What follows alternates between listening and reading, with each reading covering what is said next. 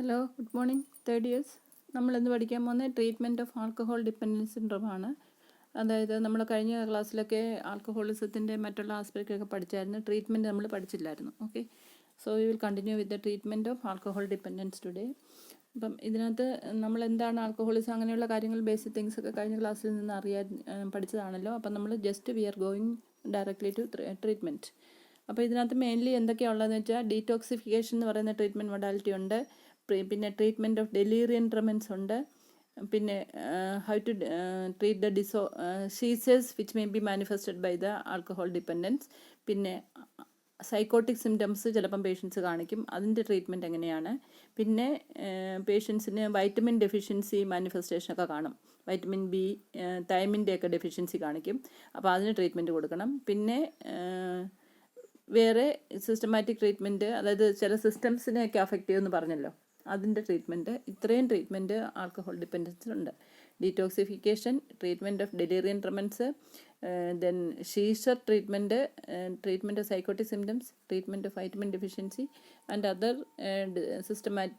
Systemic diseases, അതായത് which will occur as a comorbid condition. Okay, പിന്നെ ഇനി ഇതിനകത്ത് ഡീടോക്സിഫിക്കേഷൻ എന്താണെന്ന് ചോദിച്ചു കഴിഞ്ഞാൽ, ഡീടോക്സിഫിക്കേഷൻ എന്താണെന്ന് നമ്മൾ എപ്പോഴാണ് ഏത് പേഷ്യൻസിനാണ് കൊടുക്കുന്നതെന്ന് ചോദിച്ചാൽ, it is usually done for alcohol withdrawal symptoms കാണിക്കുന്ന പേഷ്യൻസിനാണ് നമ്മൾ ഡീടോക്സിഫിക്കേഷൻ കൊടുക്കുന്നത്. അത് വിഡ്രോവൽ സിംറ്റം എന്താണെന്ന് നമ്മൾ പഠിച്ചതാണ്. Okay, the best way to stop alcohol or any drug of dependent is to stop it suddenly. അതായത് ആൽക്കഹോൾ ആയാലും വേറെ ഏതെങ്കിലും സബ്സ്റ്റൻസ് ഡിപ്പെൻഡൻസ് ഉള്ള പേഷ്യൻറ്റിന് അതിൻ്റെ ഏറ്റവും നല്ല best treatment available is detoxification. അല്ലെങ്കിൽ അതിൽ നിന്ന് വിടുതൽ ഉണ്ടാകണമെന്നുള്ള രോഗികളാണല്ലോ, അതിൻ്റെ കോംപ്ലിക്കേഷൻ പ്രിവെൻറ്റ് ചെയ്യണം. അപ്പോൾ അതിനൊക്കെ വേണ്ടി best way to stop alcohol or any drug dependency is to stop it suddenly. മനസ്സിലായോ? അപ്പോൾ അങ്ങനെ സഡൻലി സ്റ്റോപ്പ് ചെയ്യുമ്പം പേഷ്യൻ്റ് ചില സിംറ്റംസ് കാണിക്കാം. So this usual duration of uncomplicated withdrawal symptom is 7 to 14 days. സാധാരണ എപ്പോഴും കഴിച്ചുകൊണ്ടിരിക്കുന്ന പേഷ്യൻറ്റിന് വിഡ്രോവൽ സിംറ്റം പേഷ്യൻ്റ് കാണിക്കുന്നത് 7 to 14 daysലാണ്. Okay, the aim of detoxification is the symptomatic management of emergent withdrawal symptoms. അതായത് പേഷ്യൻറ്റിന് വിഡ്രോവൽ സിംറ്റം കാണിക്കുന്ന പേഷ്യൻറ്റിന് അതിൻ്റെ സിംറ്റമാറ്റിക് മാനേജ്മെൻ്റ് ആണ് നമ്മൾ ഡീടോക്സിഫിക്കേഷനിൽ കൂടെ ചെയ്യുന്നത്. Okay, so we can say that the aim of detoxification is the symptomatic management of emergent withdrawal symptoms. Okay, ഇനിയും ഏതൊക്കെ ഡ്രഗ്സാണ് ഡീടോക്സിഫിക്കേഷൻ ഉപയോഗിക്കുന്നതെന്ന് ചോദിച്ചാൽ, ബെൻസോഡയസെപിൻ ഡ്രഗാണ് ഏറ്റവും കൂടുതലായിട്ട് കൊടുക്കുന്നത്. So we can say that benzodiazepine drug is the drug of choice. ഇതിനകത്ത് mainly കൊടുക്കുന്നത് ക്ലോർ ഡൈസഫോക്സൈഡ് ആണ്. അത് 80 to 120 milligram per day അതാണ് യൂഷ്വലി കൊടുക്കുന്നത്. അത് ഡിവൈഡഡ് ഡോസിൽ കൊടുക്കും. അല്ലെങ്കിൽ diazepam 40 to 80 milligram per day in divided doses. ഈ രണ്ട് ഡ്രഗുമാണ് ഡീടോക്സിഫൈയിങ് ഏജൻസ് ആയിട്ട് ഉപയോഗിക്കുന്നത്. ഓക്കെ, അപ്പോൾ ഡ്രഗ്സ് മനസ്സിലായല്ലോ. ബെൻസോഡയസെപിൻ ഗ്രൂപ്പ് ഓഫ് ഡ്രഗാണ് ഡ്രഗ് ഓഫ് ചോയ്സ്. അത് ക്ലോർ ഡൈസഫോക്സൈഡ് 80 to 120 milligram, അല്ലെങ്കിൽ ഡയസിപ്പാം 40 to 80 milligram. പിന്നെ ട്രീറ്റ്മെൻറ്റ് ഓഫ് ഡെലീറിയം ട്രെമൻസ്, അതിനകത്ത് it should be treated immediately. Delirium tremens കാണിക്കുന്ന പേഷ്യൻ്റിനുള്ള ട്രീറ്റ്മെൻറ്റ് എന്താണെന്ന് നോക്കിയാൽ, അത് ഇമ്മീഡിയറ്റ്ലി കൊടുക്കേണ്ട ട്രീറ്റ്മെൻ്റ് ആണ്. Untreated cases has fatality rate of 20%. അതായത് കൊടുക്കാൻ താമസിക്കുകയോ കൊടുക്കാതിരിക്കുകയോ ചെയ്ത് കഴിഞ്ഞാൽ അത് 20% ഫേറ്റാലിറ്റി ഉണ്ടാക്കുന്ന കണ്ടീഷനാണ് ഈ ഡെലീറിയൻ ട്രെമൻസ് എന്ന് പറയുന്നത്. അതുകൊണ്ട് അത് immediately it should be treated. This condition should be treated immediately. അപ്പം treatment involves any anti anxiety drugs as well as IV fluid. And restraints also may be applied to prevent injury to patients and others. Okay, അപ്പോൾ ഇത്രയാണ് treatment of ഡെലീറിയൻ ട്രെമൻസിൽ വരുന്നത്. Okay, ഇനിയും treating ഷീസേഴ്സ് എങ്ങനെയാണ് treat ചെയ്യുന്നത്, അല്ലെങ്കിൽ convulsion patient ഉണ്ടാക്കുന്നത് എങ്ങനെയാണ് treat ചെയ്യുന്നതെന്ന് ചോദിച്ചാൽ, it is treated with also benzodiazepine or intravenous phenytoin or Dilantin with benzodiazepine. Okay, അപ്പോൾ treated with benzodiazepine and intravenous, ഇതിനകത്ത് പ്രിൻറ്റിങ് മിസ്റ്റേക്ക് ഉണ്ട്, ഇൻട്രാവീനസ് എന്നാണ്. ഇൻട്രാവീനസ് ഫിനിറ്റോയിൻ എന്ന് പറയുന്ന ഡ്രഗ് അല്ലെങ്കിൽ ഡയലാൻഡിൻ എന്ന് പറയുന്ന ഡ്രഗ് ആണ് കൊടുക്കുന്നത്. പിന്നെ as antiphenytoin may lower blood pressure it should be monitored during the treatment. അതായത് ഈ ഡ്രഗ് കിട്ടിക്കൊണ്ടിരിക്കുന്ന പേഷ്യൻറ്റിന് BP ഒക്കെ ഫ്രീക്വൻ്റ്ലി ചെക്ക് ചെയ്യണം. അപ്പം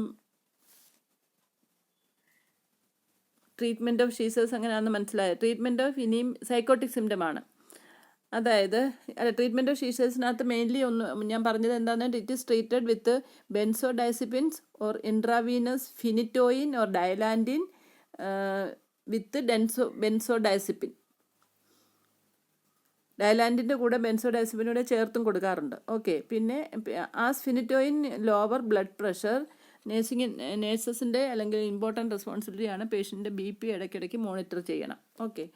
ഇനി അടുത്തത് നമുക്ക് ട്രീറ്റ്മെൻറ്റ് ഓഫ് സൈക്കോട്ടിക് സിംറ്റംസ്. അതായത് പേഷ്യൻ്റ് ആൽക്കഹോൾ ഡിപ്പെൻഡൻസ് ഉള്ള പേഷ്യൻ്റ് ചിലപ്പോൾ സൈക്കോട്ടിക് സിംറ്റംസ് ഒക്കെ കാണിക്കാം. നമ്മൾ പഠിച്ചായിരുന്നു നേരത്തെ ആൽക്കഹോളിക് ഹാലൂസിനോസിസ് എന്നൊക്കെ കഴിഞ്ഞ ക്ലാസ്സിൽ പഠിച്ചായിരുന്നു. അപ്പോൾ അങ്ങനെയുള്ള സിംറ്റംസ് കാണിക്കുന്ന പേഷ്യൻറ്റിന് അതിൻ്റെ ആ സൈക്കോട്ടിക് സിംറ്റം പ്രിവെൻറ്റ് ചെയ്യാനുള്ള ഡ്രഗ്സ് കൊടുക്കണം. അത് എന്താ കൊടുക്കുന്നതെന്ന് വെച്ചാൽ യൂഷ്വലി ആൻറ്റിസൈക്കോട്ടിക് ഡ്രഗ്സ് സച്ചാസ് ഹാലോപെറിഡോൾ അല്ലെങ്കിൽ ഹാൾഡോൾ എന്ന് പറയുന്ന ഡ്രഗ് ഉണ്ട്. ആൻറ്റിസൈക്കോട്ടിക് കോമൺലി യൂസ് ചെയ്യുന്ന ഒരെണ്ണമാണ് ഹാൾഡോൾ അല്ലെങ്കിൽ ഹാലോപെറിഡോൾ എന്ന് പറയും. And that is indicated if the patient shows hallucination or aggressive behaviour. അപ്പം മെയിൻലി കാണിക്കുന്ന സൈക്കോട്ടിക് സിംറ്റംസ് എന്ന് പറഞ്ഞാൽ യൂഷ്വലി ഹലൂസിനേഷനാണ്. അതുപോലെ തന്നെ പേഷ്യൻ്റ് ഇടയ്ക്കിടെ അഗ്രസീവ് ആകാനുള്ള ടെൻഡൻസി ഉണ്ട്. അങ്ങനെയുള്ള പേഷ്യൻറ്റിനാണ് ഈ പറയുന്ന antipsychotic which is commonly used is haloperidol or Haldol. മനസ്സിലായി? അതാണ് ട്രീറ്റ്മെൻറ്റ് ഓഫ് സൈക്കോട്ടിക് സിംറ്റംസിന് കൊടുക്കുന്നത്. ഇനി അടുത്തത് പേഷ്യൻ്റ് മാനിഫെസ്റ്റേഷൻ കാണിക്കുന്ന പേഷ്യൻ്റ് വൈറ്റമിൻ B ഡെഫിഷ്യൻസി കാണിക്കാം. അത് ഏതൊക്കെയാണെന്ന് കഴിഞ്ഞ ക്ലാസ്സിൽ പറഞ്ഞായിരുന്നു. അതായത് Wernicke Korsakoff syndrome due to vitamin B1 deficiency അല്ലെങ്കിൽ thiamine deficiency. B1 vitamin B1 എന്ന് പറയുന്ന തൈമിനാണ്. അതിൻ്റെ ഡെഫിഷ്യൻസി കൊണ്ട് പേഷ്യൻ്റ് കാണിക്കുന്ന സിംറ്റംസാണ് വെർണിക് കൊർസാക്കോസ് സിൻഡ്രോം എന്ന് പറയുന്ന condition. And it is treated with parental administration of vitamin B1 infusion ഫോമിൽ കൊടുക്കാറുണ്ട് ഈ പ്രോബ്ലം. പിന്നെ തൈമിൻ അത് കൂടാതെ 100 mg പെരൻ്റലി ട്വൈസ് വീക്കിലി കൊടുക്കാം. ആദ്യമേ ഇൻഫ്യൂഷൻ കൊടുക്കും. അത് ഒത്തിരി അക്യൂട്ട് കണ്ടീഷൻ ആണെങ്കിൽ. അതല്ലെങ്കിൽ അത് കഴിയുമ്പോൾ 100 mg ഇഞ്ചക്ഷൻ കൊടുക്കാം ട്വൈസ് ഡെയിലി. അത് കഴിഞ്ഞ് അതിൻ്റെ കൂടെ അതും കഴിയുമ്പം പേഷ്യന് ഓറലായിട്ട് ഡ്രഗ്സ് കൊടുക്കും. അതായത് in tablet form or oral form. അത് കൊടുക്കുന്നത് 3 to 5 days. അത് കൊടുക്കുന്നത് ഒരു 6 months സമയത്തേക്ക് ഓറൽ ഡ്രഗ്സും കൊടുക്കണം. അപ്പോൾ ഇത് 3 തരത്തിലാണ് ഈ വൈറ്റമിൻ B1 ഡെഫിഷ്യൻസി മാനേജ് ചെയ്യുന്നത്. ആദ്യമേ അത് പെരൻ്റലി കൊടുക്കും. അത് 100 mg thiamine as injection twice daily 2 പ്രാവശ്യം, അതായത് BD ഫോർ 3 to 5 days. മനസ്സിലായി? ഇഞ്ചക്ഷൻ ഫോമിൽ കൊടുക്കും. അത് കഴിഞ്ഞിട്ട് ഓറലായിട്ട് കൊടുക്കും. അത് 6 months എങ്കിലും vitamin B thiamine in the oral preparation for 6 months. അതാണ് ട്രീറ്റ്മെൻറ്റ് ഓഫ് വൈറ്റമിൻ B ഡെഫിഷ്യൻസിയുടെ മാനേജ്മെൻറ്റ്. ഓക്കെ.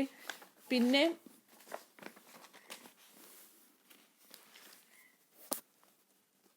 സിംറ്റമാറ്റിക് വേറെ സിസ്റ്റമിക് ഡിസീസ് ഉള്ള പേഷ്യൻസിന് സിംറ്റോമാറ്റിക് ട്രീറ്റ്മെൻറ്റ് കൊടുക്കണം. അതായത് വേറെ കോമോർബിഡ് കണ്ടീഷനൊക്കെ ഉണ്ടാകാവില്ല. നമ്മൾ പഠിച്ചല്ലോ എല്ലാ സിസ്റ്റത്തിനെയും ഈ ആൽക്കഹോൾ അബ്യൂസ് അഫക്റ്റ് ചെയ്യാമെന്ന് പറഞ്ഞു. ഗ്യാസ്ട്രോ ഇൻറ്റെസ്റ്റൈനൽ ട്രാക്ട്, കാർഡിയോവാസ്കുലർ സിസ്റ്റം, ഇങ്ങനെയൊക്കെ നമ്മൾ പഠിച്ചായിരുന്നു അല്ലേ? ഗ്യാസ്ട്രൈറ്റിസ് ഉണ്ടാകും, ഈസോഫാഗൽ വേരിസസിൻ്റെ റപ്ചർ ഉണ്ടാകാം, പിന്നെ അതുപോലെ തന്നെ അരിത്മിയാസ് ഉണ്ടാകാം. അങ്ങനെ നമ്മൾ സിസ്റ്റം വൈസ് ഒരുപാട് ഡിസീസ് കോംപ്ലിക്കേഷൻസ് പഠിച്ചായിരുന്നു. അങ്ങനെ കോംപ്ലിക്കേഷൻ ഉള്ള പേഷ്യൻസിന് അതിന് symptomatic treatment concerned with that particular disease condition കൊടുക്കണം. അത് ഇപ്പോൾ റെസ്പിറേറ്ററി സിസ്റ്റത്തിനെ അഫക്റ്റ് ചെയ്യുന്നെങ്കിൽ റെസ്പിറേറ്ററി സപ്പോർട്ട് കൊടുക്കണം, ഫ്ലൂയിഡ് റീപ്ലേസ്മെൻറ്റ് കൊടുക്കാം. ഡീഹൈഡ്രേഷൻ ഒക്കെ ഉള്ള പേഷ്യൻ്റാണ്, അങ്ങനെ ഉണ്ടെങ്കിൽ ഫ്ലൂയിഡ് റീപ്ലേസ്മെൻറ്റ് കൊടുക്കണം. പിന്നെ IV glucose to prevent hypoglycaemia.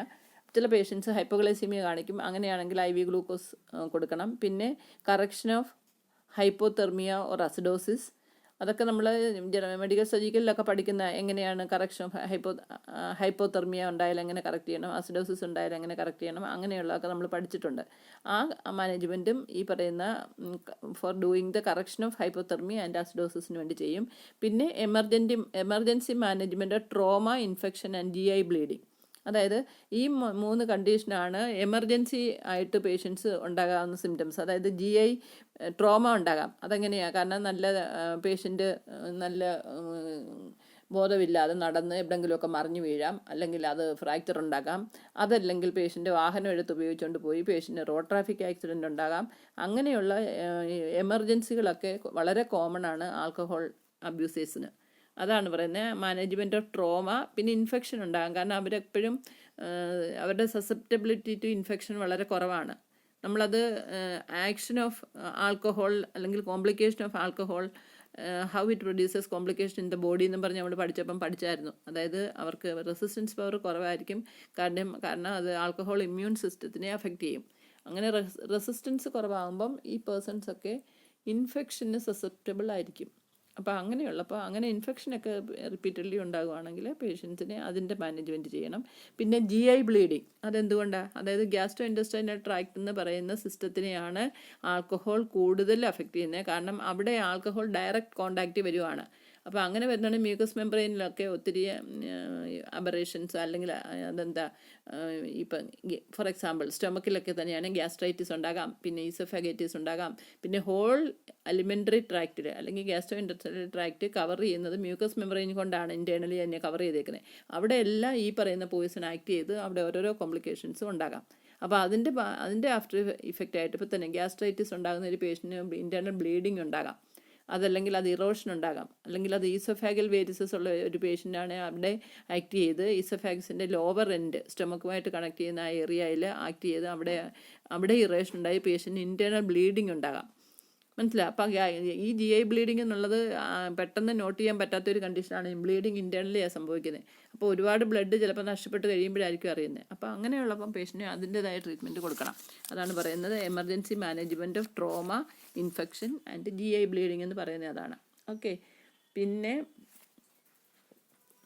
ഇനി drugs used in alcohol dependence syndrome. ഇനി നമുക്ക് ആൽക്കഹോൾ ഡിപ്പെൻഡൻസ് സിൻഡ്രോമിന് മാത്രം അതിൻ്റെ മാനേജ്മെൻറ്റ് എന്താണെന്ന് പ്രത്യേകിച്ച് പഠിക്കാം.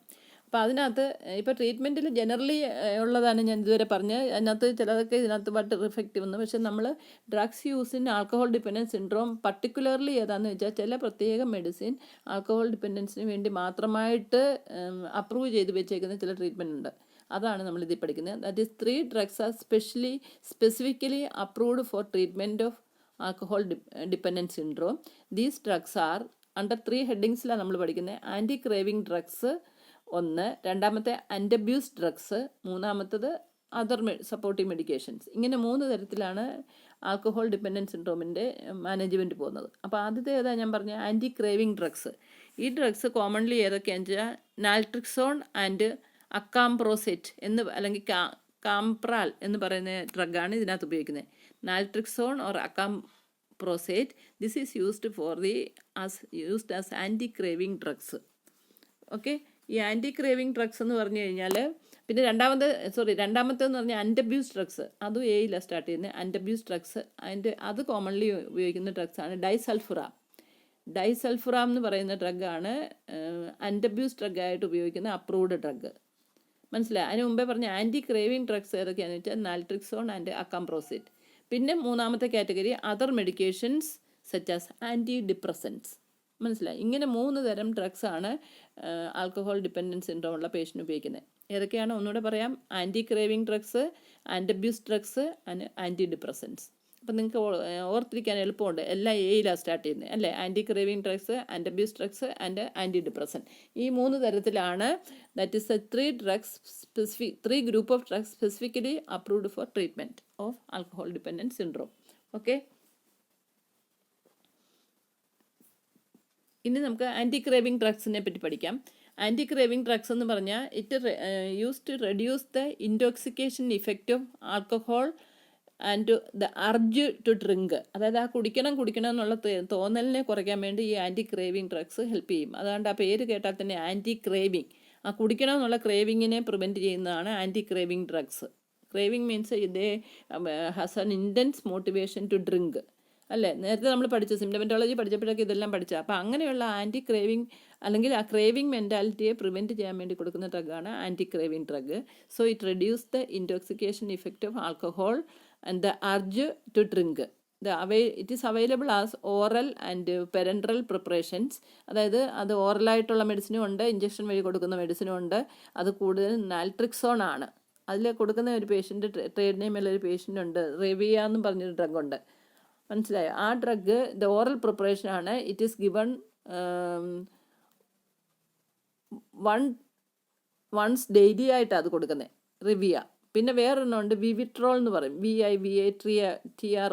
ഈ വിവിട്രോൾ എന്ന് പറയുന്ന ഡ്രഗ്സ് കൊടുക്കുന്നത്, റിവിയ എന്ന് പറയുന്ന ഡ്രഗ് ഞാൻ പറഞ്ഞില്ല, അത് കൊടുക്കുന്നത് ഓറലി ആണ്. ഒരു ദിവസം ഒരു ടാബ്ലറ്റ് എന്നുള്ള കണക്കിലാണ് അത് കൊടുക്കുന്നത്. വിവിട്രോൾ എന്ന് പറഞ്ഞാൽ അത് ഇഞ്ചക്ഷനായിട്ട് കൊടുക്കുന്ന ഡ്രഗാണ്. That is parenteral preparation which is given once a month. ഒരു മാസത്തിൽ ഒരിക്കൽ കൊടുക്കുന്ന ഡ്രഗാണ് ഈ വിവിട്രോൾ. മനസ്സിലായോ? പിന്നെ ഇനി അടുത്തത് അക്കാംപ്രോസേറ്റ് ആണെന്ന് പറഞ്ഞു. അതിനകത്ത് it is also an anti craving drug which reduces the frequency of drinking.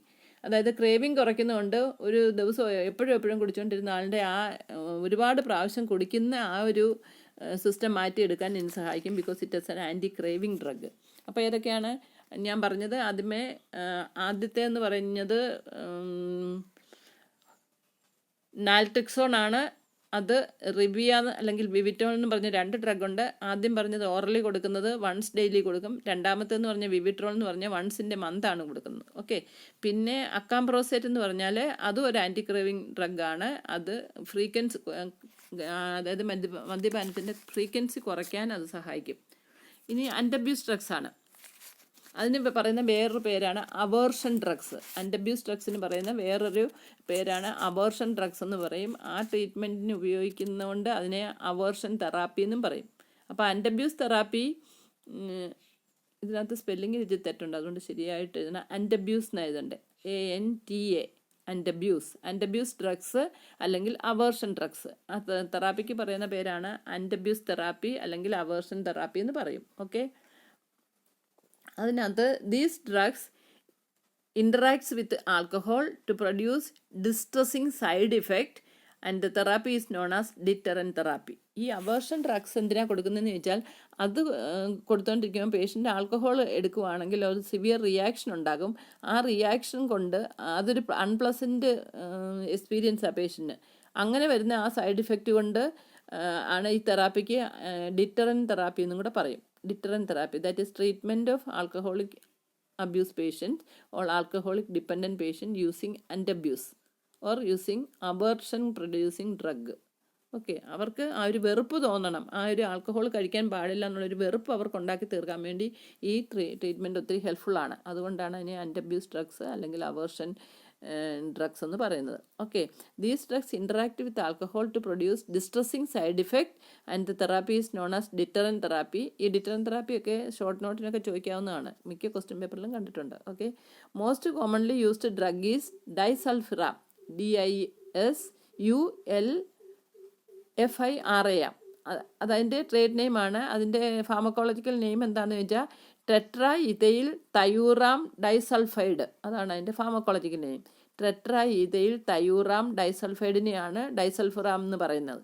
Which is first medicine approved for the treatment of alcohol abuse and dependent. ഇതാണ് ആദ്യമായിട്ട് അപ്രൂവ് ചെയ്ത, അതായത് ഈ ഒരു ഡിസീസ് കണ്ടീഷനെ ട്രീറ്റ്മെൻറ്റായിട്ട് ഉപയോഗിക്കാവുന്ന അപ്രൂവൽ കിട്ടിയ ആദ്യത്തെ മെഡിസിനാണ് ഈ ഡൈസൾഫിറാം. അതിൻ്റെ ഫാർമക്കോളജിക്കൽ നെയിമാണ് ഞാൻ പറഞ്ഞത് tetra ethyl thiuram disulfide. Okay.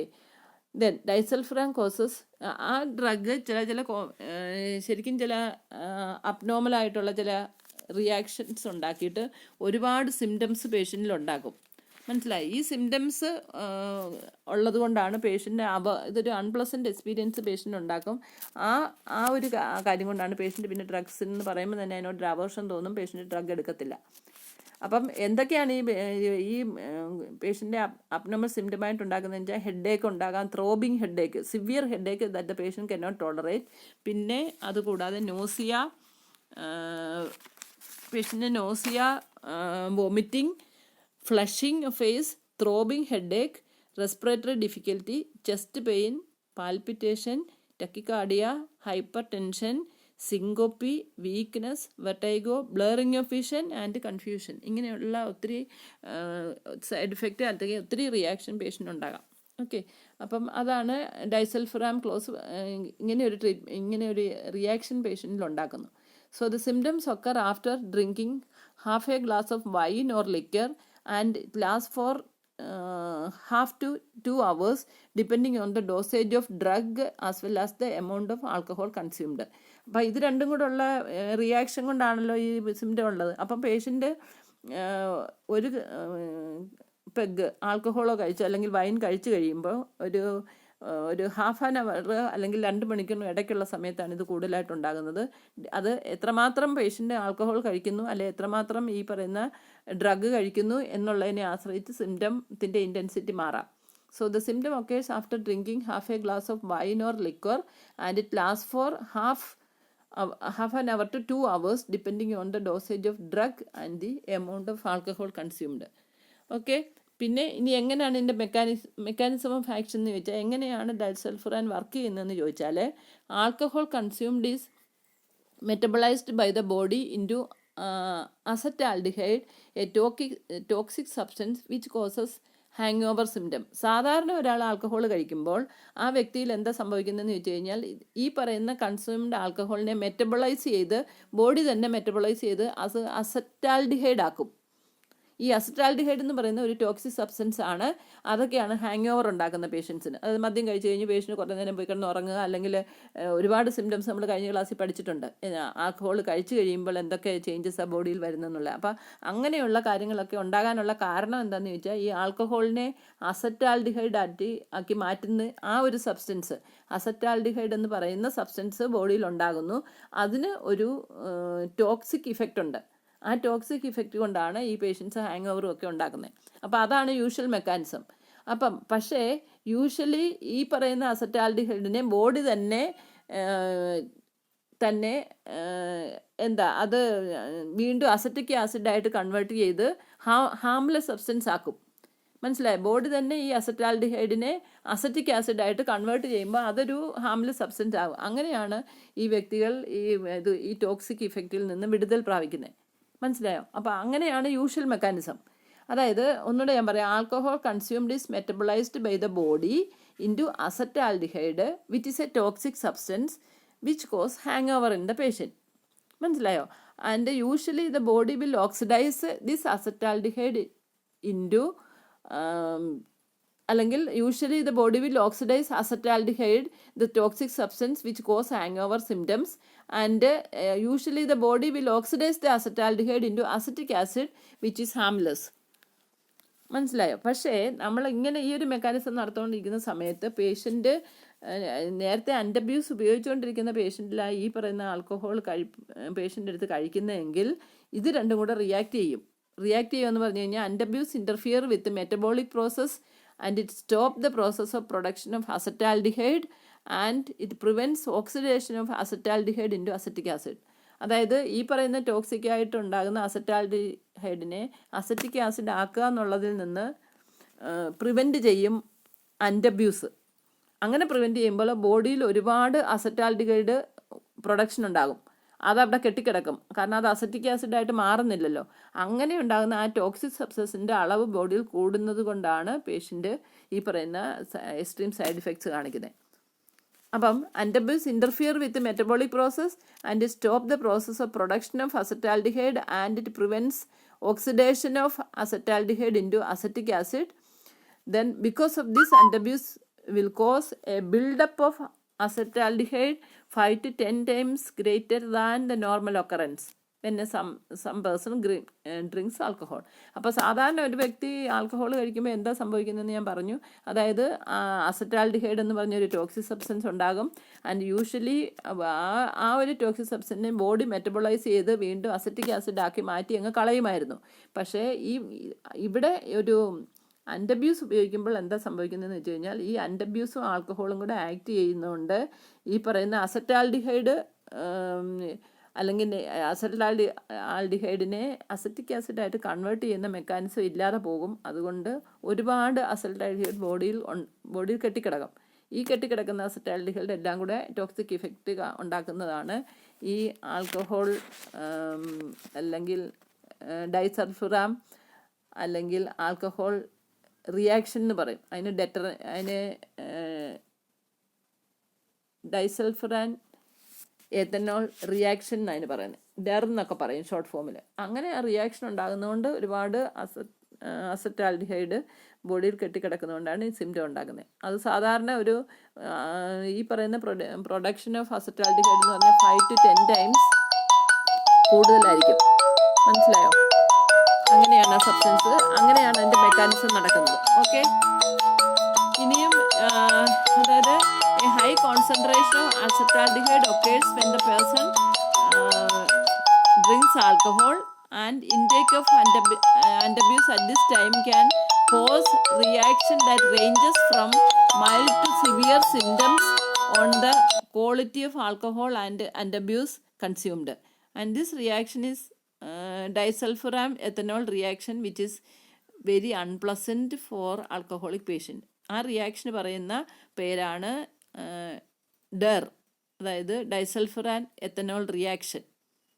മനസ്സിലായോ? അങ്ങനെ അതിൻ്റെ അൺപ്ലസൻറ്റ് സിംറ്റംസ് ആണ് ഞാൻ മുമ്പേ പറഞ്ഞ കുറേ കാര്യങ്ങൾ, ഫ്ലഷിങ്, നോസിയ, വോമിറ്റിങ് എല്ലാം. അപ്പോൾ ഇത്രയും കാര്യങ്ങൾ ഉണ്ടാക്കുന്നതുകൊണ്ട് പേഷ്യൻറ്റിന് വളരെയധികം അൺപ്ലസൻ്റ് ആയിട്ടുള്ള ഒരു സിറ്റുവേഷനായിട്ട് എക്സ്പീരിയൻസായിട്ട് തോന്നുന്നതുകൊണ്ടാണ് പേഷ്യൻറ്റിന് അതിനോട് അവേർഷൻ തോന്നും. അപ്പോൾ ഒരിക്കൽ അങ്ങനെ ഒരു ഇൻസിഡൻറ്റ് ഉണ്ടായിക്കഴിഞ്ഞാൽ പേഷ്യൻറ്റിന് തോന്നും കുറച്ച് ആൽക്കഹോളെ കഴിച്ചുള്ളെങ്കിൽ അതിൻ്റെ ഇൻറ്റൻസിറ്റി ഓഫ് റിയാക്ഷൻ കുറവായിരിക്കും. അപ്പോൾ ആ അൺപ്ലസൻറ്റ് ബിഹേവിയറിൻ്റെ എക്സ്പീരിയൻസ് പേഷ്യൻ്റെ മനസ്സിലുള്ളതുകൊണ്ട് പിന്നെയും പേഷ്യൻ്റ് ആൽക്കഹോൾ കഴിക്കാൻ ഉള്ള ആ ഒരു മോട്ടിവേഷൻ അല്ലെങ്കിൽ ആ ക്രേവിങ് കുറഞ്ഞു പോകും. മനസ്സിലായോ? പിന്നെ ഈ പറയുന്നത് ഈ ഒരു ട്രീറ്റ്മെൻറ്റ് കൊടുക്കുന്ന എപ്പോഴും പേഷ്യൻറ്റിനെ ഹോസ്പിറ്റലിൽ അഡ്മിറ്റ് ചെയ്തതിന് ശേഷമൊക്കെ ആയിരിക്കും. കാര്യം എന്താണെന്ന് വെച്ചാൽ ഇങ്ങനെ റിയാക്ഷൻ ഉണ്ടാകുമ്പോൾ എന്ത് കോംപ്ലിക്കേഷൻ അതുകൊണ്ട് ഉണ്ടാകുന്നതെന്ന് ചിലപ്പം വീട്ടിൽ വെച്ചൊക്കെ ആണെങ്കിൽ പേഷ്യൻറ്റിന് ടോളറേറ്റ് ചെയ്യാൻ പറ്റാത്തതോ മാനേജ് ചെയ്യാൻ പറ്റാത്ത തരത്തിൽ അതങ്ങ് കൂടുതൽ ഇൻറ്റൻസിറ്റി ഉള്ളതായതുകൊണ്ട് ഈ ട്രീറ്റ്മെൻറ്റ് കൊടുക്കുന്നതിന് മുമ്പ് പേഷ്യൻറ്റിനെ അഡ്മിറ്റ് ചെയ്യാറുണ്ട്. അപ്പോൾ അങ്ങനെയുള്ളപ്പം പേഷ്യൻറ്റിന് കെയർ ചെയ്യുന്ന നേഴ്സിന് ചില നേഴ്സിംഗ് റെസ്പോൺസിബിലിറ്റി ഒക്കെ ഉണ്ട്. പക്ഷേ അതെന്തൊക്കെയാണെന്ന് വെച്ചാൽ ആദ്യമേ ഒരു ഇൻഫോംഡ് കൺസെൻറ്റ് എടുക്കണം. ഓക്കെ, നേഴ്സിംഗ് റെസ്പോൺസിബിലിറ്റി പെടുന്ന ടേക്ക് ഇൻഫോംഡ് കൺസെൻറ്റ്. പിന്നെ advise patient to carry ID cards when he is going out of home. അതായത് ഇങ്ങനെയുള്ള ടെൻഡൻസി വരാനുള്ള പേഷ്യൻ്റ് എപ്പോഴും ഒരു ID കാർഡ് അല്ലെങ്കിൽ അവിടെ ഒരു ID ഈ തരം റിയാക്ഷൻ ഉണ്ടാകുന്ന പേഷ്യൻ്റ് ആണെങ്കിൽ ഐഡൻറ്റിഫിക്കേഷൻ മാർക്ക് ഒരു ബ്രേസ്ലെറ്റ് എപ്പോഴും ധരിക്കണമെന്നുണ്ട്. പിന്നെ advise not to take alcohol when he's on disulfiram. അതായത് ഡൈസൾഫുറാൻ ട്രീറ്റ്മെൻറ്റിലുള്ള പേഷ്യൻ്റ് ഒരിക്കലും ആൽക്കഹോൾ കണ്ടെയ്നിങ് സബ്സ്റ്റൻസോ ഉപയോഗിക്കാൻ പാടില്ല എന്നുള്ള കാര്യം പേഷ്യൻറ്റിനെ പറഞ്ഞ് മനസ്സിലാക്കണം. പിന്നെ ഡൈസൾഫുറാൻ should not be started until he has passed 12 hours after his last drink.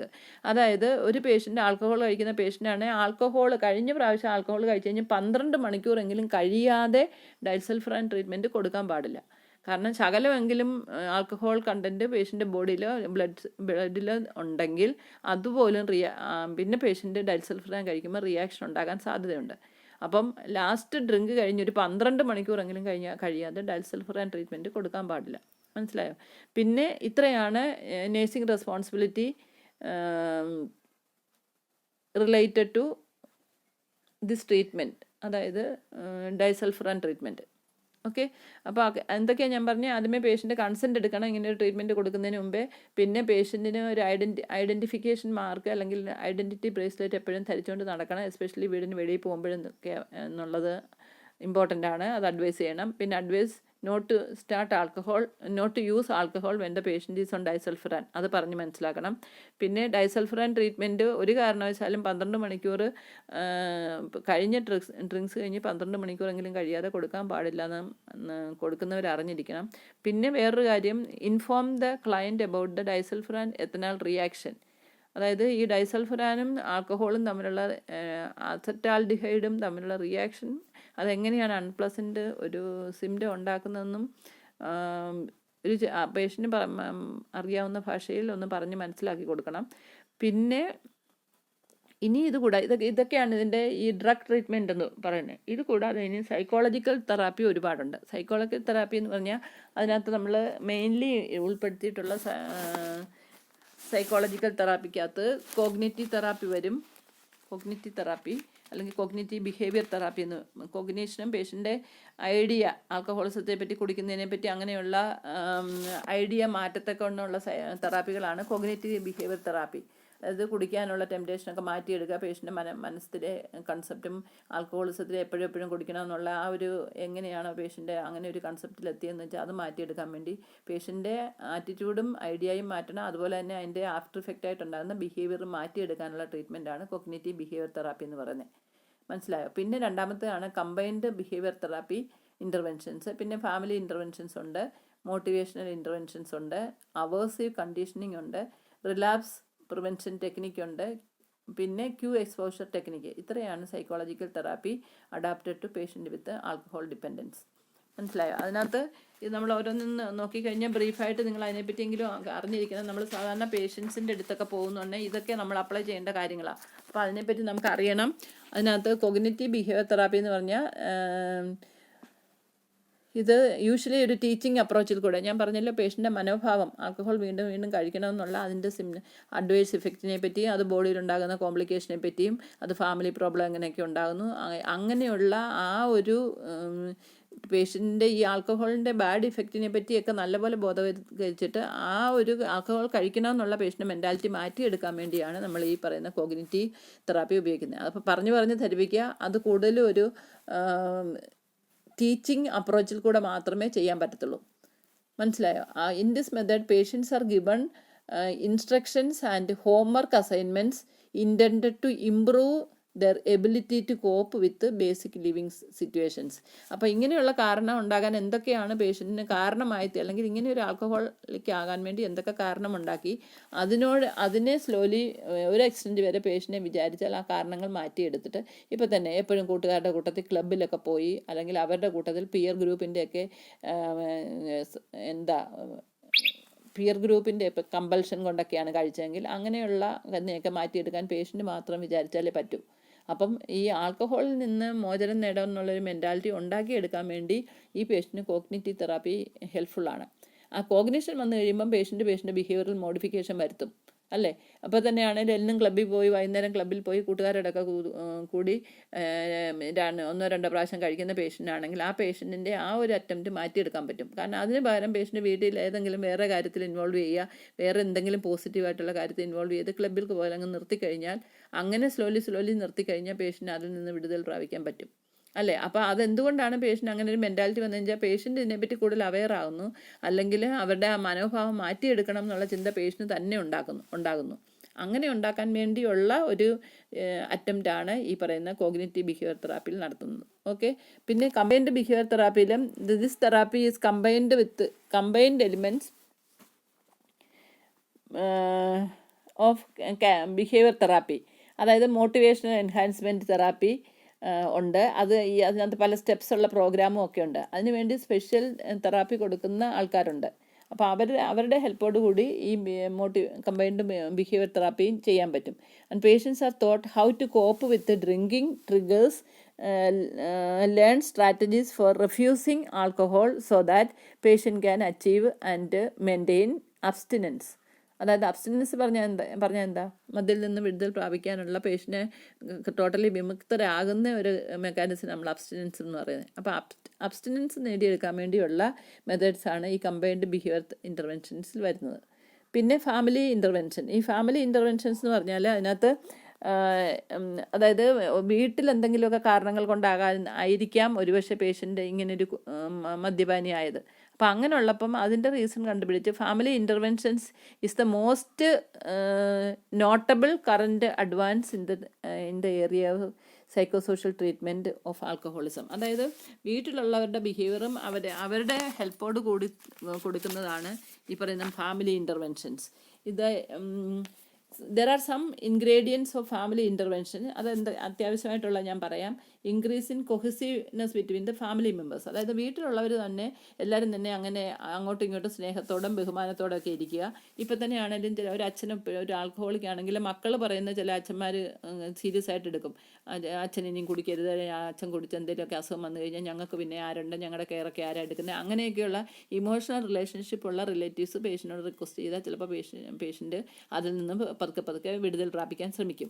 പിന്നെ highlighting the positive aspect in the marriage. അതായത് മാരേജ് എന്ന് പറയുന്ന അത്യാവശ്യമായിട്ടുള്ള പ്രൈമറി നീഡാണ് മനുഷ്യരെങ്കിൽ അതുകൊണ്ട് ഒരു നല്ല സാറ്റിസ്ഫാക്ടറി ലൈഫ് എങ്ങനെ ലീഡ് ചെയ്യാൻ പറ്റുമെന്നുള്ള പ്ലസ് പോയിൻറ്റ്സ് പറഞ്ഞു കൊടുത്ത് പേഷ്യൻറ്റിനെ അവെയർ ആക്കുക. പിന്നെ enhancing communication and conflict resolution within the family. എന്തെങ്കിലും പ്രശ്നങ്ങൾ വീട്ടിലുണ്ടായാൽ അങ്ങനെയുള്ള കോൺഫ്ലിക്റ്റിനെയൊക്കെ വേറെ രീതിയിലൊക്കെ ഇപ്പോൾ തന്നെ കൗൺസിലിംഗ് കൊടുത്തോ, അല്ലെങ്കിൽ ചില പേഷ്യൻസ് ഉണ്ട് അവർക്ക് റെസ്പെക്റ്റബിൾ ആയിട്ടുള്ള സീനിയർ പേഴ്സൺസ് ഒക്കെ വന്ന് പറഞ്ഞാൽ അവർ കേൾക്കും. അങ്ങനെയൊക്കെയുള്ള ചില കാര്യങ്ങൾ അഡോപ്റ്റ് ചെയ്യാം. അതായത് enhancing communication and conflict resolution skill within the family. പിന്നെ റെഡ്യൂസിങ് അഡ്വേഴ്സ് ഫാമിലി അറ്റ്മോസ്ഫിയർ. അതായത് വീട്ടിൽ എന്തെങ്കിലുമൊക്കെ പ്രശ്നമുള്ള വീടുകളാണെങ്കിൽ ആ ഫാമിലി അറ്റ്മോസ്ഫിയറിൻ്റെ പ്രോബ്ലം മാറ്റിയെടുത്തിട്ട് ഒരു നല്ല ഹെൽത്തി ഫാമിലി റിലേഷൻഷിപ്പ് ഉണ്ടാക്കുക. പിന്നെ വേറെ ഒരു കാര്യം, maintaining reasonable expectations for patient performance. അതായത് ഓരോ വ്യക്തിക്കും ഇപ്പോൾ തന്നെയാണെങ്കിലും കുട്ടികളെ പഠിക്കുന്ന കാര്യത്തിൽ ഒരുപാട് കാര്യങ്ങളിൽ പ്രൊമോട്ട് ചെയ്യാനും ഒക്കെ പേരൻസിന് കഴിയും. അപ്പോൾ ഈ പറയുന്ന കുടി എന്ന് പറയുന്നതിന് ഉപയോഗിക്കുന്ന ആ ഒരു സമയം ഏറ്റെടുത്ത് വേറെ എന്തെങ്കിലും ലൈഫ് പ്രൊമോഷണൽ ആസ്പെക്റ്റൊക്കെ ഉപയോഗിക്കാനൊക്കെ പേഷ്യനെ മോട്ടിവേറ്റ് ചെയ്യാം. അല്ലേ, ഒരു മക്കളിൽ ആരെങ്കിലും പഠിക്കാൻ വളരെ മോശമാണ്, അവർക്ക് എന്തെങ്കിലും ഒരു അസിസ്റ്റൻസ് വേണമെങ്കിൽ അച്ഛനൊരു എഡ്യൂക്കേറ്റഡ് പേഴ്സൺ ആണെങ്കിൽ അച്ഛന് തീർച്ചയായിട്ടും ഹെൽപ്പ് ചെയ്യാം കുട്ടികളെ, അല്ലേ. അപ്പോൾ അങ്ങനെ വരുന്നുണ്ടെങ്കിൽ അവർ ഈ ആൽക്കഹോളിസത്തിനും ഉപയോഗിക്കുന്ന സ്പെൻഡ് ചെയ്യുന്ന ആ പൈസയും ഒക്കെ കൊണ്ട് കുട്ടികളുടെ എഡ്യൂക്കേഷനോ പ്രൊമോഷനോ ലൈഫ് പ്രൊമോഷനോ ഒക്കെ തന്നെ ഉപയോഗിക്കാൻ പറ്റും. അപ്പോൾ അങ്ങനെ ഒരു മോട്ടിവേറ്റഡ് ആക്കുക, അതൊരു ഫാമിലിക്ക് ഒരു പ്ലസ് പോയിൻ്റ് ഉണ്ടാക്കും. Okay. Then achieving changes in family members behaviour and belief system. ഇത്രയും കാര്യങ്ങളൊക്കെ ഉപയോഗിച്ച് കഴിഞ്ഞാൽ ഫാമിലി ഇൻ്റർവെൻഷൻസ് ആകും. ഓക്കെ. അപ്പോൾ ആ ഒരു ഡിഫറെൻറ്റ് ഫാമിലി ഇൻ്റർവെൻഷൻസ് കൊണ്ട് പേഷ്യൻ്റെ മോട്ടിവേഷൻ ഫോർ ഡ്രിങ്കിങ് മാറ്റിയെടുക്കാനും പേഷ്യൻ്റെ ഉത്തരവാദിത്തം, ചുമതല, role performance in the family ഇതൊക്കെ അഡ്വാൻസ് ചെയ്ത് പേഷ്യൻറ്റിനെ കുറേശ്ശെ അതിൽ നിന്ന് പേഷ്യൻറ്റിനെ ആൽക്കഹോളിൽ നിന്ന് പുറകോട്ട് തിരിക്കാൻ പറ്റും. ഓക്കെ. പിന്നെ മോട്ടിവേഷണൽ ഇൻ്റർവ്യൂയിങ് എന്ന് പറഞ്ഞിട്ടുണ്ട്. അത് ഇൻ്റർവെൻഷൻ എന്ന് പറഞ്ഞാൽ എന്താണെന്ന് ചോദിച്ചാൽ this includes providing feedback to the patient on the personal risk that alcohol poses and together with number of options for change. അതായത് ഇതിൽ നിന്ന് മാറാൻ വേണ്ടിയുള്ള വേറെ ഓൾട്ടർനേറ്റീവ്സ് പേഷ്യൻസിന് കൊടുക്കുക. അതെന്തൊക്കെ ഓൾട്ടർനേറ്റീവ്സ് ആണ് ഞാൻ മുമ്പേ പറഞ്ഞ ഒരു എക്സാമ്പിൾ. അതായത് നല്ല കാര്യങ്ങൾക്ക് ഈ സമയം ഉപയോഗിക്കുക. ഈ പറയുന്ന എപ്പോഴും ആൽക്കഹോൾ അതിന് വേണ്ടി അത് കണ്ടെത്താൻ ശ്രമിക്കുക, കുടിക്കാൻ ശ്രമിക്കുക, കൂട്ടുകാരുടെ കൂടെ പോവുക, വീട്ടിൽ നിന്ന് ഔട്ടാകുക, വീട്ടിൽ വന്ന് കള്ളം പറയുക, ഇങ്ങനെയൊക്കെയാണ് ഇവർ ചെയ്യുന്നത്. നമ്മൾ കഴിഞ്ഞ ക്ലാസ്സിൽ പഠിച്ചല്ലോ. അപ്പോൾ അതിൽ നിന്നൊക്കെ ആ ഒരു മനോഭാവം മാറ്റിയെടുക്കുക. ആ മനോഭാവം മാറ്റിയെടുത്തിട്ട് അവരെ നല്ല കാര്യങ്ങളിലേക്ക് മോട്ടിവേറ്റ് ചെയ്യാൻ ശ്രമിക്കുക. അതാണ് മോട്ടിവേഷണൽ ഇൻ്റർവെൻഷൻസ് എന്ന് പറഞ്ഞാൽ. പിന്നെ അവേഴ്സീവ് കണ്ടീഷനിങ്, അതായത് ഈ this therapy is based on classical conditioning. അതായത് ആൽക്കഹോളിസം ബിഹേവിയർ പാറ്റേൺസ് മാറ്റിയെടുക്കാൻ വേണ്ടി self enforcing and pleasurable but maladaptive പാറ്റേൺസിനെ മാറ്റിയെടുക്കണം. ആ ഒരു കാര്യമാണ് അവേർഷൻ കണ്ടീഷനിങ് എന്ന് പറയുന്നത്. അതായത് പേഷ്യൻ്റ് ആൽക്കഹോളിന് കഴിക്കാൻ പോകുമ്പോൾ അവർക്ക് ആ ആൽക്കഹോളിസത്തിനോട് അവേർഷൻ തോന്നത്തക്കവണ്ണമുള്ള ചില സിറ്റുവേഷൻസ് ഉണ്ടാക്കുക. അതിനൊരു എക്സാമ്പിളാണ് നമ്മൾ ഡൈസൾഫറാൻ പറയുന്നത്. അത് പക്ഷേ മെഡിക്കൽ ഡോക്ടേഴ്സിന് മാത്രമേ ചെയ്യാൻ പറ്റത്തുള്ളൂ. അതുപോലെയുള്ള വീട്ടിലും പല അവേർഷൻ പ്രൊഡ്യൂസിങ് സിറ്റുവേഷൻസ് ഉണ്ടാക്കി അങ്ങനെ, അതായത് ഇപ്പോൾ തന്നെ വീട്ടിൽ നിന്ന് ഇറങ്ങി പോകുമ്പം മക്കളുണ്ടെങ്കിൽ അവരും അല്ലെങ്കിൽ ലൈഫ് പാർട്ട്ണറും ഒക്കെ ഒരു പക്ഷേ നെഗറ്റീവായിട്ടൊക്കെ എന്നോട് റെസ്പോണ്ട് ചെയ്യുമ്പം ചില പേഷ്യൻസിന് സങ്കടം ഉണ്ടാകും. കാരണം അവരാരും എന്നോട് മിണ്ടുന്നില്ല, അല്ലെങ്കിൽ എന്നോട് പഴയതുപോലെ അച്ഛൻ എന്നുള്ള റെസ്പെക്റ്റ് തരുന്നില്ല, അങ്ങനെയൊക്കെ തോന്നുന്നുണ്ടെങ്കിൽ അങ്ങനെയുള്ള അതുകൊണ്ട് ഞാൻ ഇന്ന് പോകാതിരിക്കുകയല്ലേ നല്ലത്, അങ്ങനെയൊക്കെയുള്ള പേഷ്യൻറ്റിന് കണ്ടീഷൻസ് തോന്നാം. ഓക്കെ. പിന്നെ ഉള്ളത് ഗ്രൂപ്പ് തെറാപ്പി ഉണ്ട്. ഈ ഗ്രൂപ്പ് തെറാപ്പി എന്ന് ചോദിച്ചാൽ എന്താണെന്ന് ചോദിച്ചാൽ group therapy enables the patient to observe their own problems mirrored in others and to work out in a better way of coping. അതായത് ഇപ്പോൾ ചില പേഷ്യൻസ് ഉണ്ട്, അവർ വലിയ ആൽക്കഹോളിക് ആയിരുന്നു, എന്നിട്ട് ലേറ്റർ ഓൺ അവർ പല കാരണങ്ങൾ കൊണ്ട് അവർ ആൽക്കഹോളിൽ നിന്ന് വിഡ്രോ ചെയ്ത് നോർമൽ പേഴ്സണായി തീർന്നു. അവർക്ക് ആ പ്രശ്നങ്ങളൊന്നും ഇപ്പം ഇല്ലാതെ. അപ്പോൾ അങ്ങനെ വരുന്നുണ്ട് ഈ ഗ്രൂപ്പ് തെറാപ്പിയിൽ ചില പേഷ്യൻസ് ഈ കാര്യങ്ങളൊക്കെ മറ്റേ പ്രസൻ്റ്ലി ആൽക്കഹോളിക് ആയിട്ടുള്ള പേഷ്യൻസിനോട് പറഞ്ഞു കൊടുക്കും. ഞാനും പണ്ട് ഇതുപോലൊക്കെ ആയിരുന്നു, അതിൽ നിന്ന് ഞാൻ എങ്ങനെയാണ് മാറിയതെന്നുള്ളത് പേഷ്യൻറ്റിന് ഈ ഗ്രൂപ്പിലുള്ള ചില ആൾക്കാർ പറഞ്ഞു കൊടുക്കും, അവർക്കത് എൻകറേജ് ചെയ്യും. അപ്പോൾ ഈ ഗ്രൂപ്പ് തെറാപ്പിയിലുള്ള പേഷ്യൻസിനും ചില പേഷ്യൻസിന് മറ്റുള്ളവരെ ഇതിൽ നിന്ന് ആൽക്കഹോളിസത്തിൽ നിന്ന് വിടുതലാക്കാൻ പറ്റും. അതാണ് ഗ്രൂപ്പ് തെറാപ്പിയുടെ അഡ്വാൻറ്റേജ്. മനസ്സിലായോ? ഇനി വേറൊരെണ്ണമുണ്ട് ക്യൂ എക്സ്പോഷർ ടെക്നിക്ക്. അതായത് this technique aims through the repeated exposure to desensitising drug abuse to drug offers and thus improve their ability to maintain abstinence. അതായത് പേഷ്യൻറ്റിൻ്റെ ഈ പറയുന്ന അബ്സ്റ്റിനൻസ് മെയിൻറ്റെയിൻ ചെയ്യാൻ വേണ്ടി കൊടുക്കുന്ന ചില പ്രത്യേക ടെക്നിക്സിനെയാണ് അത് റിപ്പീറ്റഡ് ആയിട്ട് പേഷ്യന് കൊടുക്കുന്നുണ്ടെങ്കിൽ, അതിനോട് എക്സ്പോസ്ഡ് ആകുന്നുണ്ടെങ്കിൽ പേഷ്യനെ അത് ഡീസെൻസിറ്റൈസ് ചെയ്യും. ഡീസെൻസിറ്റൈസ് ചെയ്യാന്ന് പറഞ്ഞാൽ ഈ റിയാക്ഷൻ ഉണ്ടാകുന്നുണ്ടെങ്കിൽ അതിനോട് വീണ്ടും അതിൻ്റെ പുറകിന് പോകാൻ പേഷ്യന് തോന്നത്തില്ല. അതാണ് ക്യൂ എക്സ്പോഷർ ടെക്നിക്ക് എന്ന് പറഞ്ഞാൽ. അപ്പോൾ ഇതും വേറെ ഒരു സൈക്കോളജിക്കൽ തെറാപ്പിയിൽ വരുന്നതാണ്. അപ്പോൾ നമ്മൾ സൈക്കോളജി തെറാപ്പിയിൽ ഒരുപാട് ഡിഫറെൻറ്റ് ടൈപ്സ് പഠിച്ചു. Cognitive behaviour therapy, combined behaviour interventions, family interventions, motivational interventions, aversive conditioning, relapse prevention technique and cue exposure technique. ഇത്രയാണ് യൂഷ്വലി സൈക്കോളജിക്കൽ ട്രീറ്റ്മെൻ്റ് ആയിട്ട് ഉപയോഗിക്കുന്നത്. ഇനിയും നമുക്ക് പഠിക്കാനുള്ള agencies related to alcohol problem. അതായത് ചില ഏജൻസികൾ, അതായത് ചില ഏജൻസി എന്ന് പറയുമ്പോൾ ഇതിനകത്ത് ഓർഗനൈസേഷൻ പോലെ വരാം, ഒന്നിലധികം ആൾക്കാർ ഒന്നിച്ച് ചേർന്ന് നടത്തുന്നതാണല്ലോ ഏജൻസി. അങ്ങനെ ചില ഏജൻസീസൊക്കെ ആൽക്കഹോളിക് പേഷ്യൻസിനെ ഹെൽപ്പ് ചെയ്യാൻ വേണ്ടി പ്രവർത്തിക്കുന്നുണ്ട്. അതാണ് പറയുന്നത് agencies related to alcohol performance എന്ന് പറഞ്ഞാൽ അതൊക്കെയാണ്. അതെന്താണെന്ന് ചോദിച്ചു കഴിഞ്ഞാൽ അതിൽ ഒരെണ്ണമാണ് ആൽക്കഹോളിക് അനോണിമസ് എന്ന് പറയും. ആൽക്കഹോളിക് അനോണിമസ് എന്ന് പറഞ്ഞാൽ എന്നുള്ള ഷോർട്ട് ഫോമിൽ അറിയപ്പെടുന്നതാണ്. ഇത് വേൾഡ് വൈഡ് ആയിട്ട് പ്രവർത്തിക്കുന്ന ഒരു ഏജൻസിയാണ്. അതിനെ വേറൊരു തരത്തിൽ പറഞ്ഞാൽ it is A self help organisation found in USA. Self help എന്ന് പറഞ്ഞാൽ ഒരു വ്യക്തി അവനെ തന്നെ ഹെൽപ്പ് ചെയ്യുന്നതിനെ നമ്മൾ സെൽഫ് ഹെൽപ്പ് എന്ന് പറഞ്ഞാൽ. അപ്പം ഇത് ഈ പറയുന്ന അല്ലെങ്കിൽ ആൽക്കഹോളിക് അനോണിമസ് എന്ന് പറയുന്ന ഏജൻസി ഒരു വേൾഡ് വൈഡ് ഏജൻസിയാണ്, which is founded in USA in 1935 by 2 alcoholic men. അതായത് ഈ പറയുന്ന മദ്യപാനികളായിരുന്ന 2 അമേരിക്കക്കാർ 1935 സ്റ്റാർട്ട് ചെയ്ത ഒരു ഏജൻസിയാണ് ഈ പറയുന്ന ആൽക്കഹോളിക് അനോണിമസ്. ഈ വ്യക്തികളുടെ പേര് doctor Bob Smith and bill Wilson എന്ന് പറയുന്നത് ആണ് എസ്റ്റാബ്ലിഷ് ചെയ്ത് 10th June 1935. മനസ്സിലായോ? അപ്പോൾ ഇതെന്താണെന്ന് ചോദിച്ചു കഴിഞ്ഞാൽ അത് അമേരിക്കയിലാണ് ആദ്യം ഉണ്ടായെങ്കിലും പിന്നെ വേൾഡ് വൈഡ് ആയിട്ട് ഒരുപാട് ലോകങ്ങളിൽ ഇത് പ്രചരിച്ചു. Then it spread to many other countries in the world. Okay, ഇത് അമേരിക്കയിലാണ് ആദ്യമേ ഒറിജിനേറ്റ് ചെയ്തതെങ്കിൽ പോലും പിന്നെ മറ്റ് രാജ്യങ്ങളിലേക്ക് ഇത് സ്പ്രെഡ് ചെയ്തു. അപ്പം now it is A world wide agency, okay, four prevention of alcoholism എന്ന് പറയാം. Then this Alcoholic Anonymous considers alcoholism as a physical, mental and spiritual disease which cannot be arrested but it can be cured. അതാണ് അവരുടെ main concept. അതായത് alcoholism is a physical, mental and spiritual disease which cannot be arrested but it can be cannot be cured but it can be arrested. മനസ്സിലായോ? അതായത് നമ്മൾ ഡയബറ്റീസിൻ്റെ കാര്യം പറയുന്ന പോലെ diabetes completely cure ചെയ്യാൻ പറ്റത്തില്ല, അത് നമ്മൾ കൺട്രോൾ ചെയ്യാം എന്ന് പറയുന്ന പോലെ തന്നെയാണ് ആൽക്കഹോളിസം. കംപ്ലീറ്റ്ലി ക്യൂർ ചെയ്യാൻ പറ്റത്തില്ല, പക്ഷേ ഇറ്റ് ക്യാൻ ബി അറസ്റ്റഡ്. പിന്നെ it remains as the most well known programme for helping people with alcoholism all over the world.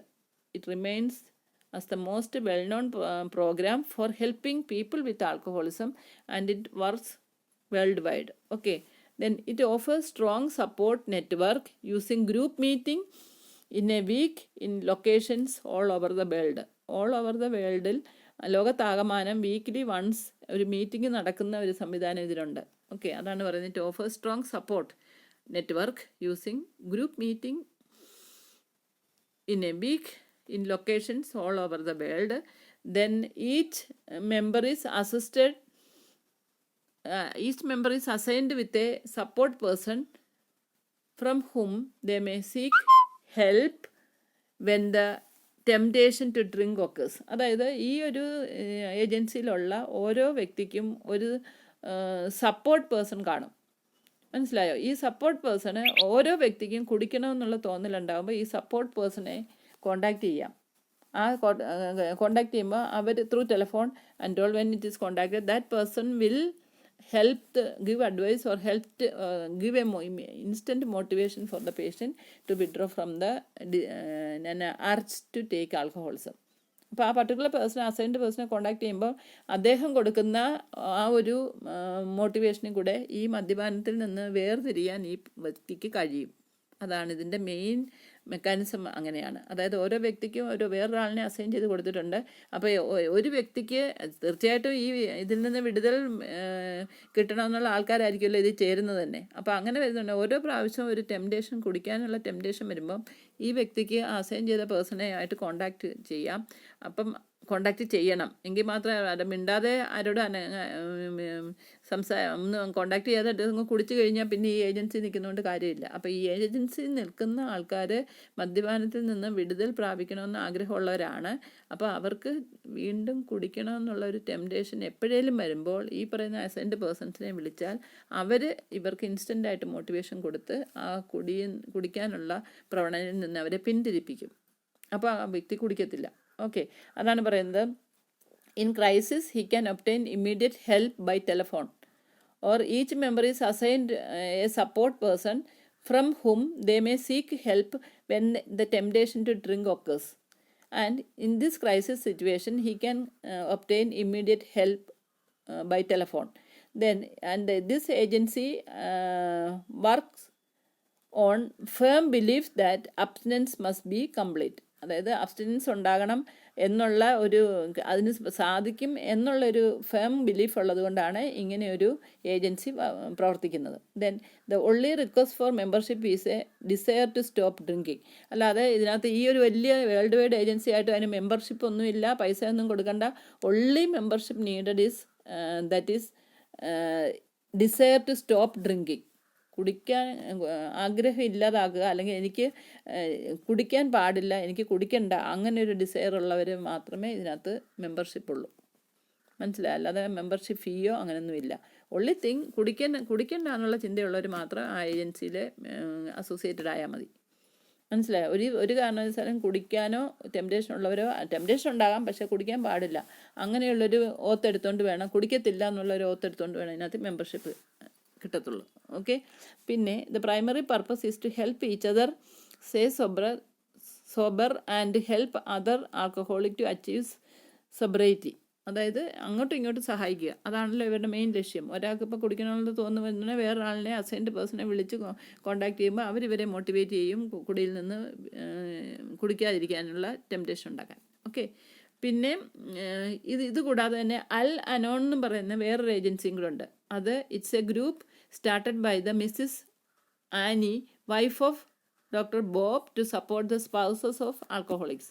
അതായത് ആൽക്കഹോളിസം കൊണ്ട് സഫർ ചെയ്യുന്ന അവരുടെ ലൈഫ് പാർട്ട്നേഴ്സിന് വേണ്ടിയുള്ള ഒരു ഏജൻസിയാണ് ഈ അൽ അനോൺ. അത് എസ്റ്റാബ്ലിഷ് ചെയ്ത് ആരാന്ന് വെച്ചാൽ നേരത്തെ പറഞ്ഞ ഡോക്ടർ ബോബിൻ്റെ വൈഫായ മിസ്സിസ് ആനിയാണ് ഇത് ആദ്യമായിട്ട് എസ്റ്റാബ്ലിഷ് ചെയ്തത്. And the purpose is to support the spouses of alcoholics. ഇനി ഒരു ഏജൻസിനുണ്ട്, അൽ എറ്റീൻ എന്ന് പറയും. അത് ALATEEN. This provide support to teenage children. അവരിലും ഈ ആൽക്കഹോളിസത്തിനുള്ള സാധ്യത കൂടുതലാണല്ലോ. അങ്ങനെയുള്ളവരിൽ ആൽക്കഹോളിസം പ്രിവെൻറ്റ് ചെയ്യാനുള്ള അഡോളസൻസ് അല്ലെങ്കിൽ പിയർ ഗ്രൂപ്പിൻ്റെയൊക്കെ സംഘടനയാണ് അൽ എറ്റീൻ.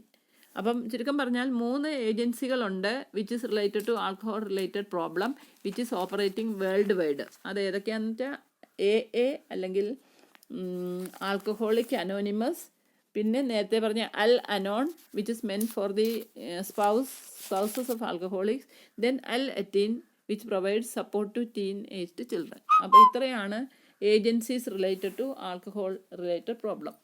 ഓക്കെ, ഇതാണെങ്കിലും ഷോർട്ട് നോട്ടിനൊക്കെ കൂടുതൽ ക്വസ്റ്റ്യൻ പേപ്പർ കണ്ടിട്ടുണ്ട്. What are the self help group for alcoholics, അങ്ങനെ ചോദിക്കാം. ഓക്കെ, അപ്പോൾ ഈ ഒരു കാര്യങ്ങളാണ് അതിനകത്ത് എഴുതേണ്ടത്. ഇതെങ്ങനെയാണ് പ്രവർത്തിക്കുന്നത്, വേൾഡ് വൈഡ് ആയിട്ട് എത്ര ഈ പറയുന്ന ഏജൻസീസ് ഉണ്ട്, അതാർക്ക് വേണ്ടിയൊക്കെ ഉള്ളതാണ്, അതിൻ്റെ പ്രിൻസിപ്പിൾസ് എന്താണ്, എങ്ങനെയാണ് പ്രവർത്തിക്കുന്നതെന്ന് എഴുതണം. ഓക്കെ, അപ്പം നമ്മൾ ഇന്ന് പഠിച്ചത് ട്രീറ്റ്മെൻറ്റ് ഓഫ് ആൽക്കഹോളിസം ഇതിനകത്ത് ഒരുപാട് കാര്യങ്ങൾ എങ്ങനെയൊക്കെ ഏതൊക്കെ കാറ്റഗറി ഉണ്ടെന്ന് നമുക്കറിയാം. അതിൻ്റെ കോംപ്ലിക്കേഷൻസ് ഒക്കെ കഴിഞ്ഞ ക്ലാസ്സിൽ പഠിച്ചു. ആ ഓരോ കോംപ്ലിക്കേഷനും എങ്ങനെയാണ് ട്രീറ്റ് ചെയ്യുന്നതെന്ന് പഠിച്ചു. അത് കഴിഞ്ഞിട്ട് ഈ agency which is existing in operating in all over the world for the prevention of or the support of alcoholic persons, അതും നമ്മൾ പഠിച്ചു. ഓക്കെ, അപ്പം ഇത് കൂടെ ഒന്ന് നല്ലപോലെ ഗോ ത്രൂ ചെയ്യുക. If you have got any doubt you just ask me. Okay.